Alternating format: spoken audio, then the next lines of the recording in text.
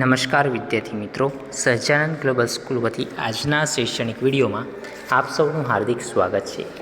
વિદ્યાર્થી મિત્રો, આજે આપણે વિષય આસપાસ જેમાં એકમ 19 કે જેનું નામ છે બીજ કહે છે ખેડૂતની વાર્તા, જેના વિશે આપણે અભ્યાસ કરવાનો છે.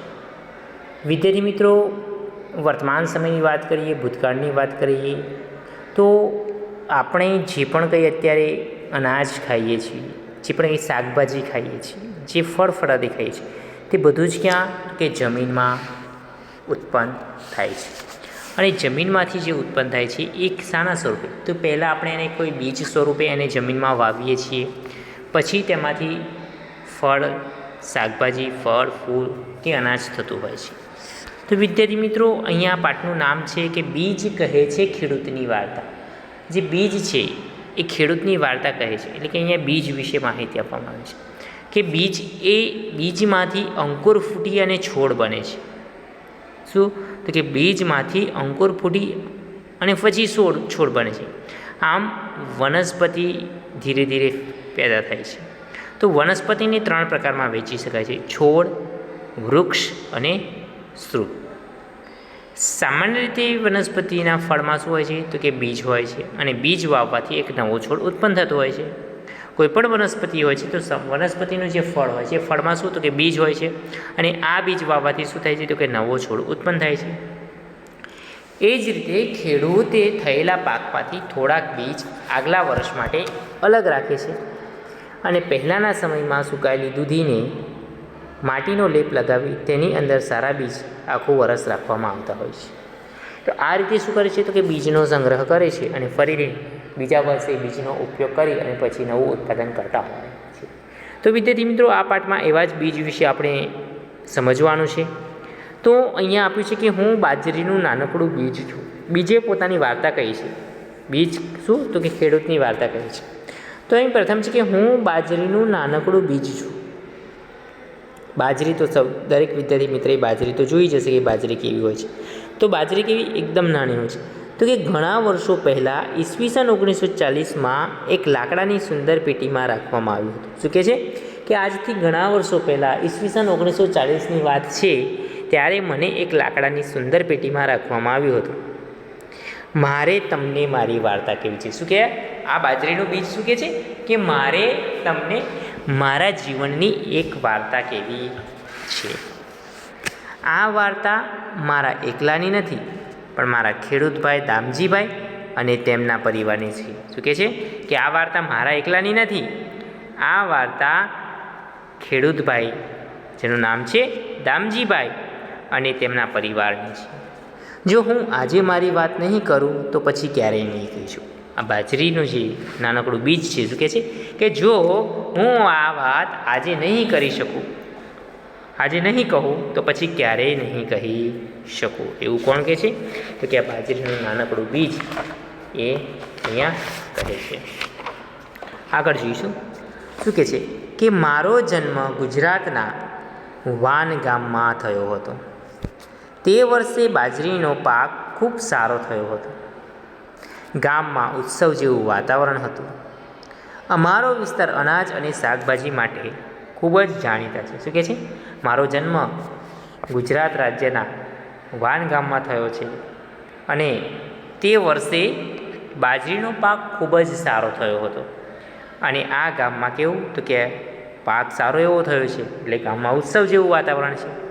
અને અમારો જે વિસ્તાર હતો એ અમારો વિસ્તાર અનાજ અને શાકભાજી માટે ખૂબ જ જાણીતો હતો. દામજીભાઈ દર વર્ષે સારા પાકમાંથી થોડા બીજ આગલા વર્ષ માટે રાખતા હતા. આજે દામજીભાઈ શું કરતા હતા?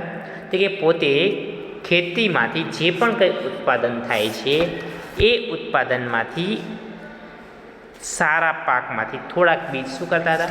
તો કે આગલા વર્ષ માટે રાખતા હતા. આ રીતે અમારા બીજનો વંશ આગળ વધતો હતો. શું કહે છે? આ રીતે અમારા બીજનો ધીરે ધીરે શું? તો કે વંશ આગળ વધતો હતો.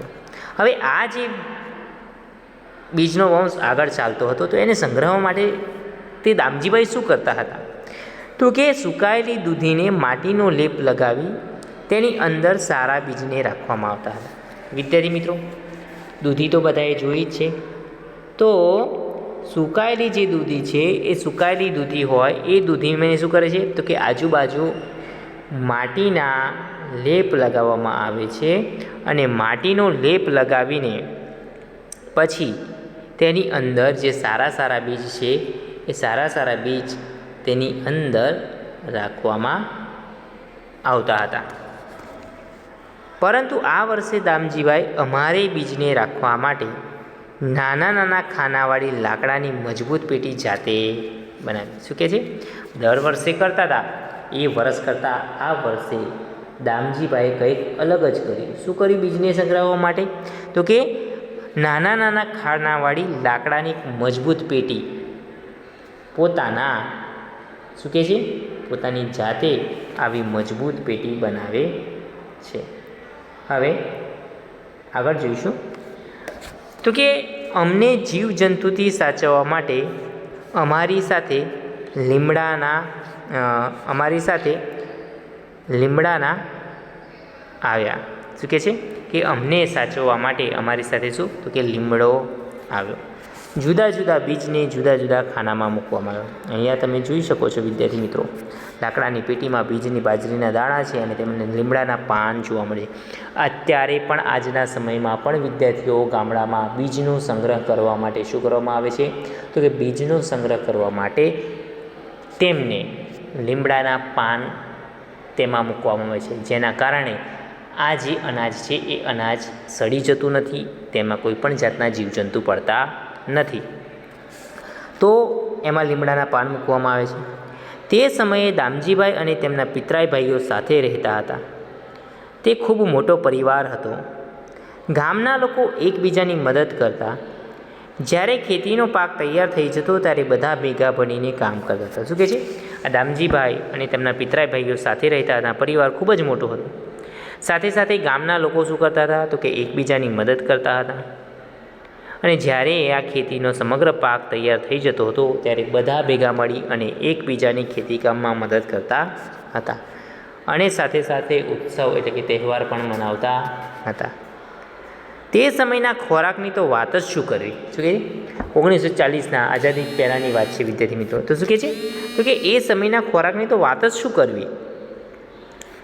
કેમ તો કે શિયાળાના તાજા શાકભાજીમાં મસાલા ભરી તેને એક માટલામાં ભરવામાં આવતા હતા. તો કે શિયાળાની ઋતુમાં શું કરતા હતા તો કે શિયાળામાં જે તાજા શાકભાજી મળતા હતા એ શાકભાજીને શું તો કે એ શાકભાજીમાં મસાલા ભરવામાં આવતા હતા અને મસાલા ભરી અને એક માટલામાં આ શાકભાજીને ભરી દેવામાં આવતા હતા.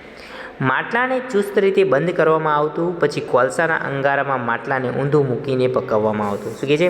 શાકભાજી તાજા શાકભાજી લાવી એમાં મસાલા ભરી દે છે અને પછી માટલામાં બધું મૂકે છે અને એ માટલાનું જે મોં છે એ ચુસ્ત રીતે બંધ કરે છે. પછી શું કહે તો કે કોલસાના અંગારામાં માટલાને ઊંધું મૂકી અને તે શાકભાજીને પકાવવામાં આવતું હતું. આ ખાસ પદ્ધતિથી તૈયાર થયેલ શાકને ઉબાડ્યું કે ઊંધિયા જેવી વાનગી કહેવામાં આવતી. જો વિદ્યાર્થી મિત્રો, ઊંધિયા જેવું શાક અહીંયા અત્યારે આપણે ઉત્તરાયણ ઉપર ઊંધિયું ખાઈએ છીએ, બરાબર? તો અહીંયા એ જ રીતે પહેલાંના સમયમાં પણ આ પદ્ધતિથી ઊંધિયું બનાવવામાં આવતું હતું. વિદ્યાર્થી મિત્રો, અહીંયા બાજરીનું આપણે જે ઉદાહરણ લીધું કે વિદ્યાર્થી મિત્રો તમે પણ પોતાના વિસ્તારમાં ઊંગાડવામાં આવતા પાક અને શાકભાજીમાં શું શું બદલાવ આવ્યો છે તે તમે કહી શકો છો કે તમારા વિસ્તારમાં કેવા કેવા પાક અને શાકભાજી થતા હોય છે. હવે આગળ જોઈશું. અહીંયા તમે જોઈ શકો છો ચિત્રમાં, જે ખેડૂતો જ્યારે પાક તૈયાર થઈ જાય છે ત્યારે એકબીજાની મદદ કરે છે, ખૂબ જ ઉત્સાહથી ઉત્સવ ઉજવે છે. પછી જે શિયાળામાં જે તાજા તાજા શાકભાજી થાય છે એ શાકભાજીને મસાલા ભરી અને માટલામાં મૂકી અને ઉપર બંધ કરી અને એને કોલસામાં ઊંધું મૂકવામાં આવે છે અને પછી જે સબ્જી બને છે એને શું તો કે ઉંબાડિયું અથવા ઊંધિયું કહેવામાં આવે છે. ઉંબાડિયાની સાથે સાથે માટીના ચૂલા પર બનાવેલા બાજરીના રોટલા પણ ખાવામાં આવે છે. કે છે અહીંયા બાજરીનો રોટલો બનાવે છે, તમે જોઈ શકો છો. તો કે આ ઉંબાડિયાના શાક સાથે સાથે બાજરીના રોટલા ચૂલા પર બનાવેલા હોય તે પણ ખાવાની ખૂબ જ મનાવે છે. કેવો અદ્ભુત સ્વાદ! તેની સાથે ઘરમાં બનાવેલ માખણ, ઘી અને છાશ પણ હોય છે. ઊંધિયું હોય છે, સાથે સાથે બાજરીનો રોટલો અને જોડે જોડે શું તો કે માખણ, ઘી અને છાશ પણ હોય છે. અને એનો સ્વાદ કેવો તો કે ખૂબ જ મજાનો સ્વાદ હોય છે. ખેડૂતો ઋતુ પ્રમાણે જુદા જુદા પ્રકારના અનાજ અને શાકભાજી ઉગાડે છે. ખેડૂતો પોતાની જરૂરિયાત પ્રમાણે અનાજ અને શાકભાજી ઘરમાં રાખી બાકીના શાકભાજી શહેરમાં વેપારીને વેચી દેતા. તો વિદ્યાર્થી મિત્રો, ખેડૂતો ઋતુ પ્રમાણે અલગ અલગ અનાજ અને શાકભાજી ઉગાડતા હોય છે અને એમને પોતાના જીવનની જેટલી જરૂરિયાત છે એ જરૂરિયાતના પ્રમાણમાં જ અનાજ અને શાકભાજી ઘરમાં રાખે છે અને બાકીના શાકભાજી તેઓ શું તો કે શહેરમાં વેપારીને વેચી દેતા હતા. અનાજ અને શાકભાજી સિવાય ક્યારેક તેઓ કપાસ પણ ઉગાડવામાં આવતો હતો. એટલે કે અનાજ તો ઉગાડતા હતા, સાથે સાથે અનાજ અને શાકભાજી સિવાય ક્યારેક તેઓ કપાસની પણ ખેતી કરતા હતા. કપાસમાંના રૂને રેટિયા ઉપર કાતવામાં આવતું હતું અને તેમાંથી તૈયાર થયેલ સૂતરમાંથી શું કે કાપડ બનાવવામાં આવતું હતું. તો કાપડ શામાંથી બનાવવામાં આવે છે તો કે જે કપાસનો જે છોડ છે એ કપાસના છોડમાંથી જે રૂ નીકળે છે એ રૂને શું કે રેટિયા ઉપર કાતવામાં આવે છે અને ત્યારબાદ તેમાંથી તૈયાર થયેલ સૂતરમાંથી તે કાપડ બનાવવામાં આવતું હતું. હવે વિદ્યાર્થી મિત્રો, અહીંયા આપણે કહો વિશે જોઈશું કે શું તમારા ઘરમાં રોટલી બને છે? તે કયા અનાજમાંથી બને છે? તો વિદ્યાર્થી મિત્રો, સ્વાભાવિક રીતે વાત છે કે દરેકના ઘરમાં રોટલી તો બનતી જ હશે. તો કે મારા ઘરમાં રોટલી બને છે અને તે રોટલી શામાંથી? તો કે ઘઉંમાંથી બને છે. બીજો પ્રશ્ન છે, તમે બાજરી કે જુવારના રોટલા ખાધા છે? તમને કેવા લાગે છે? તો વિદ્યાર્થી મિત્રો, હું મારી વાત કરું તો કે હા, મેં બાજરીના રોટલા ખાધા છે અને બાજરીના રોટલા તે ખૂબ જ સ્વાદિષ્ટ લાગ્યા હતા. આગળ છે, ઊંધિયા જેવું શાક તમારે ત્યાં બનાવવામાં આવે છે તો તેમાં કયા કયા શાકભાજીનો ઉપયોગ થાય છે?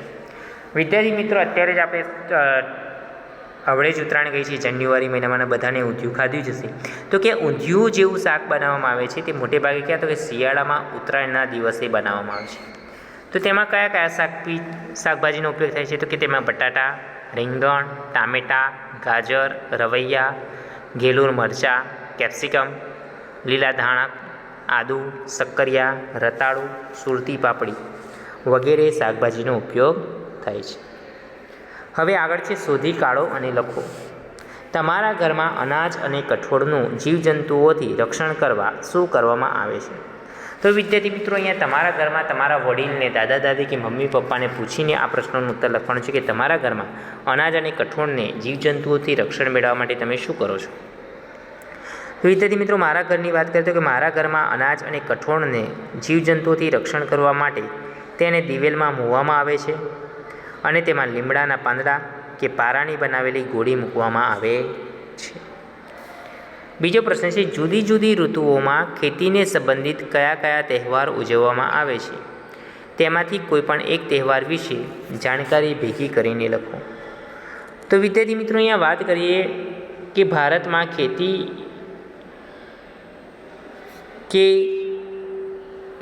વાત કરવામાં આવે છે, બરાબર. તો આપણે તહેવારનું નામ છે કે ભારતમાં ખેતી કે પાક સાથે જોડાયેલા ઘણા તહેવારો મનાવવામાં આવે છે. દાખલા તરીકે અષાઢી બીજ, લોહરી એટલે કે લાહણી, હોળી, વૈશાખી, ઓણમ, દિવાળી વગેરે. હવે વિદ્યાર્થી મિત્રો, આપણે અહીંયા વાત કરીએ તો આપણે અષાઢી બીજની વાત કરીએ તો કે તહેવારનું નામ છે અષાઢી બીજ. કઈ ઋતુમાં ઉજવવામાં આવે છે? તો કે ચોમાસાની ઋતુમાં, અષાઢ મહિનામાં. કયા રાજ્યમાં ઉજવાય છે? તો કે ગુજરાત રાજ્યમાં ઉજવાય છે. પહેલાં આપણે તહેવારનું નામ લખ્યું, બરાબર, અષાઢી બીજ. બીજું છે કઈ ઋતુમાં ઉજવવામાં આવે છે? તો કે ચોમાસાની ઋતુમાં અને અષાઢ મહિનામાં. કયા કયા રાજ્યમાં ઉજવાય છે? તો ગુજરાત રાજ્યમાં ઉજવાય છે. કઈ ખાસ પ્રકારની વાનગી બનાવાય છે? તો એમાં ઉત્તર આવશે કંસાર બનાવાય છે. આગળ, તે તહેવારને કેવી રીતે ઉજવવામાં આવે છે? તો વિદ્યાર્થી મિત્રો, ખેડૂતો શું કરે છે? તો કે ખેડૂતો નવા વર્ષમાં ખેતીની શરૂઆત કરે છે. બળદોના શિંગડાને રંગવામાં આવે છે. બળદોને શણગારી ખેતરમાં લઈ જઈને ખેતી માટે ચાસ પાડી પાક વાવવાની શરૂઆત થાય છે અને સારા વરસાદ માટે શું? તો કે ભગવાનને પ્રાર્થના કરાય છે. બધા સાથે મળીને કે પોતપોતાના ઘરમાં ઉજવે છે. તો વિદ્યાર્થી મિત્રો, આ તહેવાર દરેક ખેડૂત પોતાના ખેતરના ઘરના સભ્યો સાથે ઉજવે છે. વિદ્યાર્થી મિત્રો, આ તહેવાર કચ્છના નવા વર્ષના તહેવાર તરીકે પણ ઉજવાય છે તથા જગન્નાથપુરી એમની અમદાવાદમાં ભગવાન જગન્નાથની રથયાત્રા પણ નીકળે છે. હવે વિદ્યાર્થી મિત્રો, આગળનો પ્રશ્ન છે, તમારા પરિવારના વડીલો સાથે વાત કરો. જો પહેલાં કોઈ ખાસ વાનગી બનાવાતી હોય જે અત્યારે બિલકુલ બનાવાતી નથી તેના વિશે જાણો. તો વિદ્યાર્થી મિત્રો, વડીલો પાસેથી તમારે આ જાણકારી મેળવવાની છે કે પહેલાંના સમયમાં તમે જે ખાસ વાનગી એવી કેવી ખાસ વાનગી બનાવતા હતા જે અત્યારે બિલકુલ બનાવવામાં આવતી નથી. તો તેના વિશેની માહિતી તમારે એકત્ર કરવાની છે. આગળ વાત કરીશું.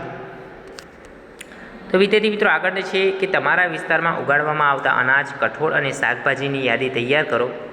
આમાંથી કોઈ એવી વસ્તુ ઉગાડવામાં આવે છે જે આજુબાજુના વિસ્તારમાં ખૂબ જ જાણીતી હોય.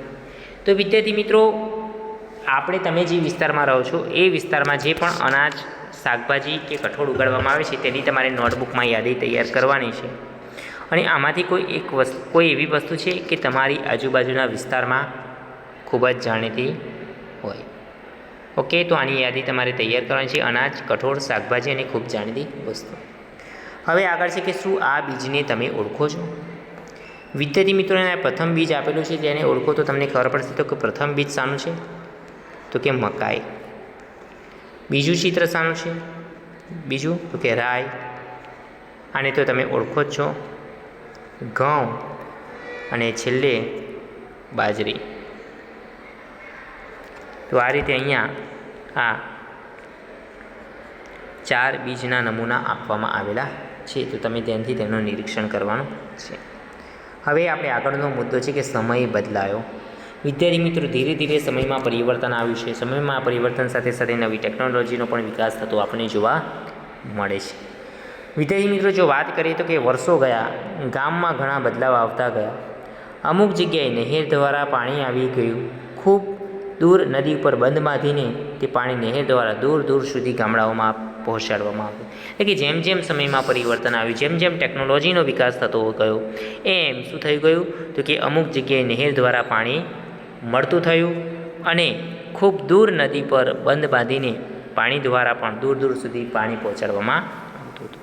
ત્યારબાદ શું થયું હતું કે ત્યારબાદ વીજળી આવી. સ્વિચ પાડો એટલે અજવાળું જ અજવાળું. પહેલાંના જમાનામાં વીજળી ન હતી, પછી ધીરે ધીરે શોધ થઈ, વીજળી આવી, સ્વિચ પાડો અને અજવાળું થઈ જતું. ખેડૂતો ઘઉં અને કપાસ જેવા પાક લેવા લાગ્યા, કારણ કે બજારમાં તેનો ભાવ સારો મળતો હતો. ધીરે ધીરે ખેતીમાં પણ પરિવર્તન આવ્યું. ખેતીમાં જે અનાજ જે પકવતા હતા એમાં પણ પરિવર્તન આવ્યું. કેમ? કારણ કે બજારમાં તેનો ભાવ સારો મળતો હતો. એટલે કે ઘઉં અને કપાસ જેવી પાકો તેનું ઉત્પાદન કરવા લાગ્યા. એટલે બીજા પાક બાજરી, જુવાર અને શાકભાજી વાવવાનું તેમણે બંધ કરી દીધું. તો ખેડૂતો બીજ પણ બજારમાંથી ખરીદીને લાવે છે. લોકો કહે છે કે આ નવું બીજ છે, ઉત્પાદન સારું થાય છે, એટલે જૂના બીજ રાખવાની કોઈ જરૂર નથી. અત્યારે હાલના સમયની, વર્તમાન સમયની વિદ્યાર્થી મિત્રો વાત કરીએ તો કે વર્તમાન સમયમાં કોઈ પણ ખેડૂત એ જૂના બીજનો સંગ્રહ કરતા નથી. કેમ? કારણ કે આજે બજારમાં અવનવા પ્રકારના એવા બીજ, તૈયાર બીજ મળે છે કે જે ઉત્પાદન સારું એવું આપે છે. એટલે આજના સમયમાં જૂના બીજ રાખવાની કોઈને જરૂર નથી. અને ખેડૂતોએ બીજ પણ બજારમાંથી ખરીદે છે અને તેમણે બાજરી, જુવાર અને શાકભાજી વાવવાનું પણ શું ધીરે ધીરે બંધ કરી દીધું છે. તો આનું શું તો કે સમય બદલાયો છે અને સમયમાં બદલાવની સાથે સાથે ટેકનોલોજીમાં પરિવર્તન આવ્યું છે. હવે ગામના લોકો સાથે મળીને રાંધીને કોઈ દિવસો પર સાથે જ જમતા હતા. હવે ગામના લોકો સાથે મળીને રાંધીને કોઈ ખાસ દિવસો પર જ સાથે જમતા હતા. પહેલાંના સમયમાં જેવું હતું કે ખેતરમાં પાકનું ઉત્પાદન થાય છે, તો પાકના ઉત્પાદન સમયે ખેડૂતો એકસાથે એકબીજાની મદદ કરીને કામ કરતા હતા અને સાથે મળીને જમતા હતા. પરંતુ આજના સમયની વાત કરવામાં આવે તો હવે લોકો કોઈ ખાસ જ દિવસ હોય છે કે જ્યારે તેઓ ભેગા મળી અને રાંધીને જમતા હોય છે. જ્યારે તેઓ સાથે જમતા, તેઓ જૂના દિવસો યાદ કરતા કે તે સમયે ખેતરના તાજા શાકભાજી અને અનાજમાંથી બનતો ખોરાક કેવો સ્વાદિષ્ટ હતો. જ્યારે આવા કોઈ સમયે તેઓ એકત્ર થાય છે ત્યારે તે સમયની વાતો યાદ કરે છે અને યાદ કરે કહે છે કે તે સમયે કેવા તાજા શાકભાજી અને અનાજમાંથી બનતો ખોરાક કેવો સ્વાદિષ્ટ હતો, જે સ્વાદ આજના સમયમાં મળતો નથી. જ્યારે બીજ જ બદલાઈ ગયા તો ખોરાકનો તેવો સ્વાદ કેવી રીતે રહે? હાલના સમયમાં જે બીજમાં પરિવર્તન આવ્યું છે, અવનવા બીજ આવ્યા છે, તો બીજમાં જ પરિવર્તન આવી ગયું છે, તો બીજા ખોરાકની તો વાત જ શું કરવી. દામજીભાઈ હવે વૃદ્ધ થઈ ગયા છે. તેમનો પુત્રો હસમુખ ખેતર અને પરિવારનું ધ્યાન રાખે છે. હસમુખ ખેતી દ્વારા ખૂબ જ પૈસા કમાય છે. તેણે જૂનું ઘર ફરી નવું બનાવડાવ્યું. તેણે ખેતી માટે નવા યંત્રો ખરીદ્યા, કૂવામાંથી પાણી કાઢવા મોટર પંપ લગાવ્યો, શહેરમાં જવા આવવા માટે મોટરસાઇકલ ખરીદી, ખેતર ખેડવા માટે ટ્રેક્ટર પણ વસાવ્યું. બળદોને જે કામ કરતાં ઘણા દિવસો લાગતા હતા તે કામ ટ્રેક્ટર એક જ દિવસમાં કરી શકે છે. જો વિદ્યાર્થી મિત્રો, સમય બદલાયો, પરિવર્તન આવ્યું, નવી નવી ટેકનોલોજી આવ્યું, તો દામજીભાઈ હવે વૃદ્ધ થઈ ગયા છે. તેમનું બધું જ કારભાર કોણ? તો કે તેમનો પુત્ર હસમુખ સંભાળે છે અને પરિવારનું ધ્યાન પણ રાખે છે. હસમુખ ખેતી દ્વારા ખૂબ જ સારા એવા પૈસા કમાયો છે અને જેના દ્વારા તેમણે પોતાનું જૂનું ઘરને નવું બનાવડાવ્યું છે. ખેતીમાંથી નવા નવા યંત્રો ખરીદ્યા છે, કૂવામાંથી પાણી કાઢવા માટે મોટર પંપ લગાવ્યો છે અને શહેરમાં જવા આવવા માટે મોટરસાઇકલ ખરીદી છે અને ખેતર ખેડવા માટે તેણે ટ્રેક્ટરની પણ ખરીદી કરી છે. જે કામ બળદો દ્વારા, હળ દ્વારા ઘણા દિવસો લાગતા હતા, જે કામ આજે ટ્રેક્ટર દ્વારા એક દિવસમાં તે કરી શકે છે. અહીંયા તમે જોઈ શકો છો હસમુખભાઈ જે કામ કરે છે ખેતરમાં, તેનું અહીંયા ચિત્ર આપેલું છે. અહીંયા પંપ દ્વારા પાણીને બહાર કાઢે છે. અહીંયા શું છે? ટ્રેક્ટર છે, તમે અહીંયા જોઈ શકો છો. હસમુખ કહે છે, અમે ખેતી સમજી વિચારીને કરીએ છીએ. અમે ખેતરમાં એ જ ઉગાડીએ છીએ કે જેના ભાવ બજારમાં સારા મળતા હોય. જો ધીરે ધીરે સમયની પરિવર્તન સાથે પોતાના મગજ માઇન્ડમાં પણ પરિવર્તન આવ્યું કે અમે ખેતી તો કરીએ છીએ પણ કેવું તો કે સમજી વિચારીને કરીએ છીએ. કેમ? કારણ કે અમે ખેતરમાં એ જ અનાજ ઉગાડીએ છીએ કે જેના ભાવ આપણને બજારમાં સારા મળતા હોય. ખેતીમાં થતા નફાથી અમારું જીવન ધોરણ સુધરે છે. અમે ધીમે ધીમે પ્રગતિ તરફ આગળ વધીએ છીએ. અમે જે ખેતરમાંથી અનાજ ઉત્પાદન કરીએ છીએ એ ઉત્પાદનના જો સારા ભાવ મળે તો અમને શું થાય છે કે નફો થાય છે અને નફો થવાથી અમારું જીવન ધોરણ પણ સુધરે છે અને ધીમે ધીમે અમે પ્રગતિ તરફ આગળ વધીએ છીએ. લાકડાની પેટીમાં ભૂલાઈને પડેલા મને અને બીજા બીજને શંકા હતી. જો આ બાજરીનો બીજ પોતાની વાર્તા કહે છે કે લાકડાની પેટીમાં અમે ભૂલાઈને પડ્યા હતા. અમને શંકાથી શું આ પ્રગતિ છે? અમે તો વિચારતા જ રહી ગયા તો શું કે આ ખેડૂતની પ્રગતિ છે? અમે મનમાં ને મનમાં વિચારતા રહી ગયા આ કેવી પ્રગતિ? અમને અને બળદોને સાવ નકામા કરી દીધા. હવે ખેતરમાં ટ્રેક્ટર આવી ગયું છે એટલે અમારી કોઈ જરૂર નથી. પેલા પેટીમાંના બીજ કહે છે કે આ તો વળી કેવી પ્રગતિ? અમે વિચારતા જ રહી ગયા કે હવે અમે અને બળદો નકામા થઈ ગયા અને ખેતરમાં ટ્રેક્ટર આવી ગયા એટલે આપણે અમારી કોઈ જરૂર રહી નથી. સાથે ખેતરમાં કામ કરતા લોકો પણ બેરોજગાર થઈ ગયા છે. ટ્રેક્ટર આવવાની જગ્યાએ ટ્રેક્ટર આવવાથી શું થયું તો કે ખેતરમાં કામ કરતા લોકો બેરોજગાર બની ગયા છે. તેઓ કયું કામ કરીને પૈસા કમાશે અને તેઓ શેના પર જીવશે? હવે જે નકામા બેરોજગાર લોકો થઈ ગયા એવા કેવી રીતે પોતાના પૈસા મેળવશે? કઈ રીતે પોતાનું જીવન જીવશે? વિદ્યાર્થી મિત્રો, આગળ છે કે ચર્ચા કરો. અહીંયા પ્રશ્ન છે કે બાજરીના બીજે દામજીભાઈ અને હસમુખને ખેતી કરવાની પદ્ધતિમાં તફાવત જોયો, જેમ કે સિંચાઈ, ખેતર ખેડવું વગેરે. તો કે આ તફાવત કયા હતા? તો વિદ્યાર્થી મિત્રો, અહીંયા વાત કરીએ કે દામજીભાઈની ખેતી કરવાની પદ્ધતિ અને હસમુખની ખેતી કરવાની પદ્ધતિ, આનો તફાવત જોઈએ તો દામજીભાઈની વાત કરીએ તો કે દામજીભાઈ પરંપરાગત પદ્ધતિથી ખેતી કરતા હતા, જ્યારે હસમુખભાઈ આધુનિક પદ્ધતિથી ખેતી કરે છે. બીજો મુદ્દો છે, દામજીભાઈ ખેતરની ખેડ હળ અને બળદની મદદથી કરતા હતા, જ્યારે હસમુખભાઈ ખેતરની ખેડ ટ્રેક્ટરથી કરે છે, જેથી ઘણા દિવસોમાં થતું કામ એક દિવસમાં થાય છે. ત્રીજું છે, તેઓ દામજીભાઈ સાચવીને રાખેલા બીજ ખેતરમાં વાવતા હતા, આથી પાક ઉત્પાદનનું પ્રમાણ ઓછું થતું હતું. જ્યારે હસમુખભાઈની વાત કરીએ તો કે તે બજારમાંથી હાઇબ્રિડ બીજ ખરીદીને ખેતરમાં વાવે છે, આથી પાક ઉત્પાદનના પ્રમાણો વધુ થાય છે. દામજીભાઈ તેઓ કુદરતી ખાતરનો ઉપયોગ કરતા હતા, જ્યારે હસમુખભાઈ મોંઘા કૃત્રિમ ખાતરનો ઉપયોગ કરતા હતા.